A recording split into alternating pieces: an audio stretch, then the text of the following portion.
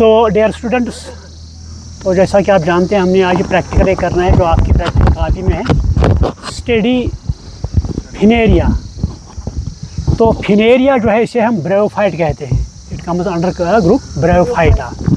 तो इन्हें हम मॉस प्लांट्स भी कहते हैं। तो यहाँ पर मैं आपको दिखाऊंगा पहले, यहाँ पर ये देखो आप, ये देखिए आप आइए सर, ये जो आप देख रहे हैं ना, ये फिनेरिया है, इसे हम कहते हैं फिनेरिया हाइगोमेट्रिका।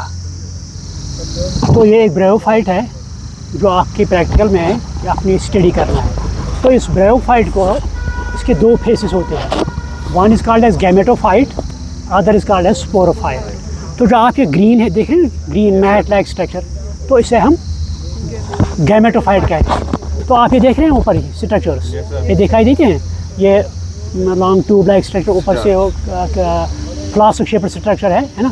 तो इसे कहते हैं स्पोरोफाइट। तो उसके दो जनरेशन होते हैं या दो स्टेजेस होते हैं। ये ग्रीन मैट लाइक स्ट्रक्चर जो है ये गैमेटोफाइट है। तो इसकी फंक्शन क्या है, गैमेट्स प्रोड्यूस करना। तो इसमें सेक्स ऑर्गन्स होते हैं, मेल सेक्स और फीमेल सेक्स। तो ये लीफी स्ट्रक्चर होता है, ये इंडिपेंडेंट होता है क्योंकि ये ग्रीन है, इसके लिए फोटोसिंथेसिस करता है, फूड मटेरियल बनाता है। तो जो दूसरा स्टेज इसका है, ये आप देख रहे हैं, जिसका कॉल्ड है स्पोरोफाइट। तो स्पोरोफाइट डिपेंडेंट होता है क्योंकि फूड नहीं बना सकता है, ये ग्रीन नहीं होता है। The sporophyte is dependent on gametophyte. तो ये स्पोरोफाइट अगर आप देखेंगे क्लियर से, ये देखो आप, तो एक पार्ट इस गैमेटोफाइट में जाता है, that is called as foot. तो उसके बाद और एक जो नेक लाइक स्ट्रक्चर यहाँ पर है, दैट इज़ कॉल्ड एज सेटा। और जो ऊपर आता है ना ये part, this is called as capsule. तो इस कैप्सूल के अंदर स्पोर्स होते हैं। तो गैमेटोफाइट की काम क्या है, गैमेट्स प्रोड्यूस करना, मेल एंड फीमेल गैमेट्स। तो उनकी फर्टिलाइजेशन होती है। तो फर्टिलाइजेशन के बाद वो जाइगोट बनाते हैं। तो जाइगोट फिर जर्मिनेट होता है यहाँ पर, तो जाइगोट से स्पोरोफाइट बनता है। तो ये स्पोरोफाइट आप देखो, इसमें फुट भी है, सेटा है, कैप्सूल भी है। तो इस कैप्सूल में स्पोर्स प्रेजेंट होते हैं। तो ये ऊपर का वाल जो है, ये बाद में जब स्पोर्स मैचर होते हैं, बर्स्ट होता है, तो इससे ये स्पोर्स बाहर आते हैं, ये इस पर पड़ते हैं, तो बाद में जर्मिनेट होते हैं। तो ये स्पोरोफाइट जो है गैमेटोफाइट देता है। तो there is alternation of generation, one is called as gametophytic generation, second is called as sporophyte.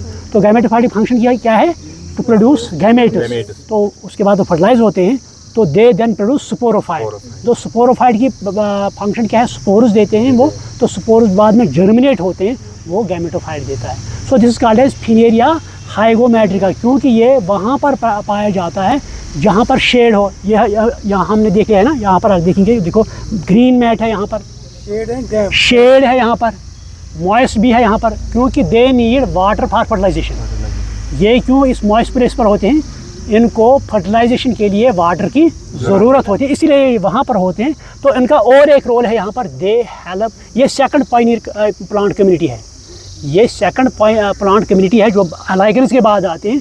तो ये सक्सेशन में सटा अहम रोल प्ले करते हैं सॉइल फार्मेशन में। So this called as Funaria hygrometrica. Clear?